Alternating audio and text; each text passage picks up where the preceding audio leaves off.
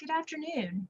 My name is Jessica Warren, and I'm the University of Georgia Extension Coordinator and Agriculture and Natural Resources Agent in Camden County. And today we are going to talk about composting at home. So the following presentation is part of a University of Georgia Extension Service Georgia Green Landscapes program, which has been funded by the Center for Urban Agriculture. And the series will help Georgia residents create certified sustainable Georgia landscapes, which will protect our natural resources for future generations. So first off, let's start out with what is compost. So compost is basically a soil amendment. It's a nutrient-rich, dark, crumbly material that helps to improve soil health and provides essential nutrients to plants. Compost is the result of natural decomposition processes that turn the nutrients from once living materials into a rich organic component of soil and humus. Humus is created during the production of compost. So now that we know what compost is, what is composting? Composting is the recycling of organic materials or a method of solid waste management where the organic components of the solid waste stream are biologically decomposed under controlled conditions. And this can produce a valuable end product that we can utilize in our landscapes and gardens. So why do we want to compost? So one reason that I get a lot and that motivates a lot of people is that reduces their waste going to the landfill. And it also reduces the number of times you have to take out the trash and how smelly that trash may be. So if you think about it, a lot of the things that we put in the trash that make it stinky are food waste. So if we're composting a lot of our food waste, that can reduce the stench of our trash, but also how often we have to take it out and how much we're sending to the landfill that can't decompose properly.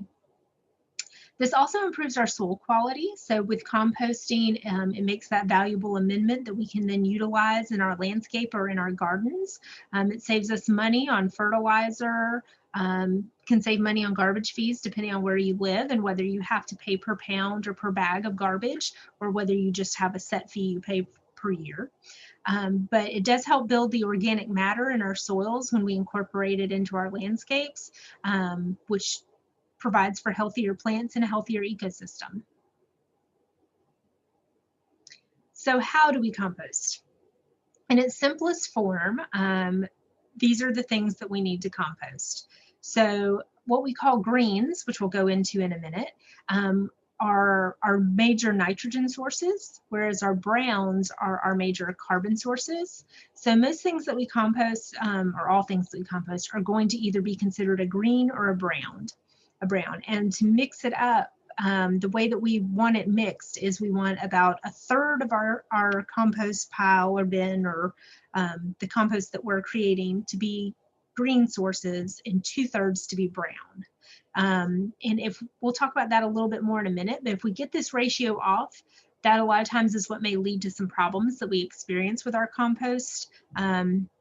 Whether it's staying too wet or stinky or things like that. So if we have this ratio pretty close to right, then we'll usually have a good healthy compost pile or compost bin, and it'll be pretty low maintenance and easy to deal with. We also are going to need air, water, and bacteria. So the bacteria are the workhorses, and they're what's going to break everything down. We don't have to add those. They are there naturally, but they're going to need air and water. So we'll get into that a little bit more.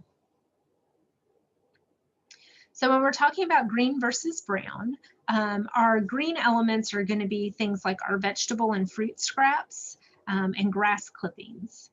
Our browns are going to be things like dry leaves, sticks and twigs, and straw. So that even kind of helps with the visual of what those things look like in the category that they fit into. So what all you can compost, we can compost our grass clippings, even though honestly for a healthy lawn, the best thing you can do is leave your grass clippings as long as you're mowing routinely as you should. You can also compost leaves and twigs, even though we'll talk about in another presentation what great mulch they make. You can compost tree and shrub prunings as long as they're not diseased. Flowers, sawdust, fruit and vegetable scraps, coffee grounds and tea bags, and eggshells. So these are some things we don't want to put in our compost. These items can attract pests, they can create foul odors, or sometimes they can carry pathogens that can make us sick that wouldn't break down in the compost pile. So we don't want to put any kind of dairy products in our compost. We don't want to put meat or bones in our compost. That will attract, in addition to being germy and gross and smelling bad, it will also attract rodents and other undesirable animals to your compost pile and create some new problems. We never want to compost dog or cat manure. Any kind of domestic pet manure can carry disease that is not usually broken down in a compost pile. Those piles don't get hot enough for that. We don't want to compost oils or other cooking fats. Along those same lines, mayonnaise or whole eggs. The whole eggs will be very stinky and messy. Weed seeds, rhizomes from weeds. Basically, if you have weeds, you probably don't want to put those in your compost. You may want to let them either dry out and burn them if you have a little burn pile or fire pit, or you may want to put those in the trash, because a lot of times those seeds are not going to become inactive in your compost. So they may just continue to spread throughout your landscape that way. The same thing with invasive plants. Invasive plants we don't want to put in our compost or throw them out in the woods or anywhere else. We either want to burn them or bag and landfill them. Disease and insect-ridden plants, the same kind of thing. We don't want them to find a nice little reservoir to multiply in our compost. So we want to either bag and landfill those, or we want to burn them if possible.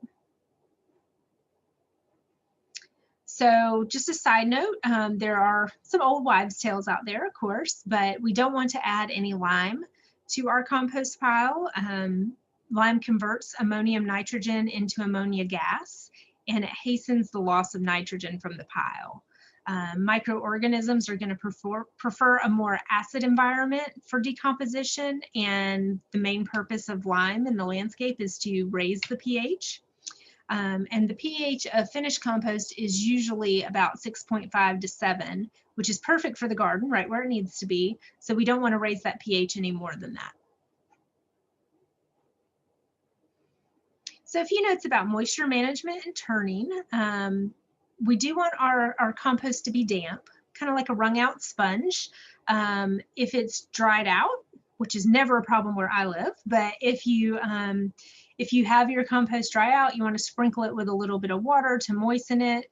If it's too moist, which is a problem that I have more often down here at the bottom of the coast, you want to add some browns to reduce that moisture. So adding some, again, dried leaves or twigs or sticks or straw, those things can help absorb that moisture and add some more airspace in there so that it doesn't just become a wet, soggy pile that smells bad. And also turning your compost, that helps increase your air circulation and it aids in decomposition. So to have a healthy compost pile or bin, turning is an important part of it. We'll talk about in a minute, but there's different levels of involvement with compost. Some people are very active in their management of their compost, and some people are lazy composters, and neither is right or wrong. One will just produce quicker results than the other. So we do like a nice hot pile. The critical temperature for killing human pathogens is 131 degrees Fahrenheit, and the critical temperature for destroying weed seeds is 145 degrees Fahrenheit. Some piles reach these temperatures and some don't, but a hot pile is preferred, and there will be a lot of heat held in that pile just by things breaking down and the bacteria working. Decomposition produces heat, so you don't really need to do anything to make your pile hot per se, but we do want it to stay toasty. So there are a number of types of home composting that people utilize, and we'll talk about a few of those. For backyard composting, if you have a home with a lawn and you have some space and you have a few more options, sheet composting or raised bed composting. trench composting or soil incorporation. Then there's compost-holing, and then there's traditional backyard compost structures such as bins. And we'll go into all of these a little bit more. There's also vermicomposting, which we won't get into too much here today, but that's incorporating worm bins. This is something that's really great for like classrooms or apartments. You can also do it in a home too, instead of having something outdoors. But a lot of times it's preferred for smaller spaces or for homes or residences that don't have outdoor space for composting. So sheet composting is one of the easiest ways to compost, especially if you have a lot of things to compost at one time. So you spread a 2 to 6 inch layer of your compostable materials directly on your garden beds, and you just let them break down until you're either ready to plant directly into them or to turn them into the soil. The breaking down process could take anywhere from 2 weeks to a season, depending on the soil conditions and the techniques and the materials used. With any type of composting, the smaller the debris is that you're composting, the quicker it will break down. So say if you have an orange peel, if you have it broken into tiny little pieces, it'll break down quicker than if you have the peel intact and put it in the compost. So trench composting, it's pretty simple. It's what it sounds like. You dig a trench and you bury your food scraps. Usually you're gonna want a trench that's about 12 inches deep. Put the items in, chop them up with a shovel a little bit and mix them in with the soil, and then cover it with the remaining soil.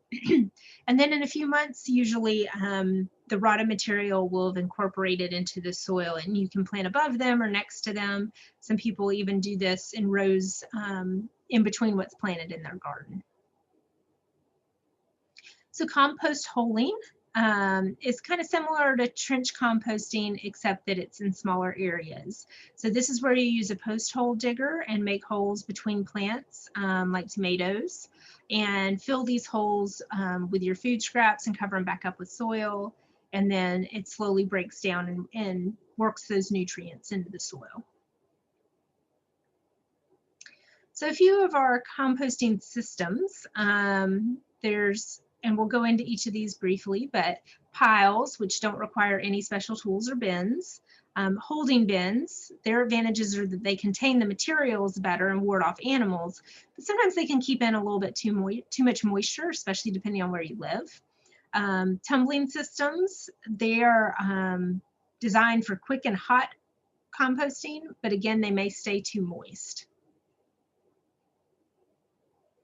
So pile heaps, this is your old-fashioned compost heap. I'm sure all of us have probably seen one of these from time to time. They're simple, they're economical. Basically, you just create a pile of your compostable material, and then you turn it, and it breaks down over time. Some people may have multiple piles because at some point you probably want to stop adding new material and let it finish composting. But then also some people will continue to add to the same pile and will, when they need compost from it, they'll sift it out to catch the bigger debris and throw them back into the pile or heap. All right, hoops. So these are usually made from wire or hardware cloth. They're easy and pretty inexpensive to make, and they help keep your compost pile a little tidier. So this is kind of an intermittent form. There's homemade bins. You can see that this one's made out of pallet wood. They contain things a little better again. A lot of times you see them made out of pallets or scrap wood or maybe some fencing material, a garbage can with the bottom removed. There's lots of different forms. There's no right or wrong or rules about this. You can also purchase bins that are a little fancier looking and more costly. They can help keep the optimum size of the pile.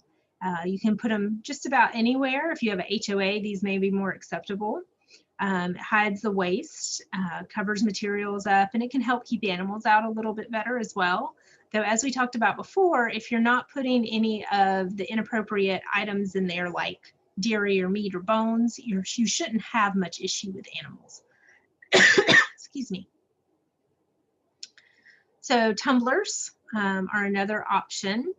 They're, of course, easy to tumble and keep your compost mixed, so you don't have to turn it with a shovel. You can actually just spin these guys and mix it up. They're pretty low maintenance and pest proof. They don't smell. You shouldn't have much issue with odor anyway, but it does avoid odor. It can make the compost faster, but you do need to make sure you're putting enough browns in there because it can, any of these can hold, a lot of the plastic bins or tumblers are great, but they can hold too much moisture, especially if you have any part of them open to the rain, or you leave the lid off, or when it rains, or if you're putting too many greens in there. So, but it can help keep damp and dry conditions, and it can help things stay warmer in the winter too, to have a hotter pile. So here's just a brief slide on troubleshooting. If you're having some of the symptoms on the left, it may be because of the problems that are listed in the middle, and then, you know, some solutions to that are on your right there. So if you're experiencing bad odor, it may be because it's too wet, or it may not be getting enough air. So some things to do for that are turning the pile, but also adding some more browns, as we talked about. If you're finding that the center of your pile is dry, then you need to add a little bit more water and turn it and incorporate that moisture into it. If it's only warm in the middle, then that pile might just be a little too small for right now. You can mix it into a larger pile, or it may just be that over time that'll grow and help remedy itself. If your pile's not heating up at all, that can be from a lack of nitrogen, and just adding some more nitrogen sources in there may help. So for our landscape certification program, the checklist items that you'll find on the metric in relation to composting are composting yard waste, leaves, grass, clippings, branches, and tree or shrub trimmings. Do not compost weed seeds or rhizomes, invasive plants, or diseased insect-ridden plants.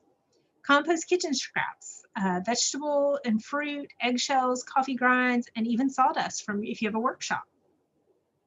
Do not compost dairy, meat, bones, pet waste, oils, mayo, or whole eggs.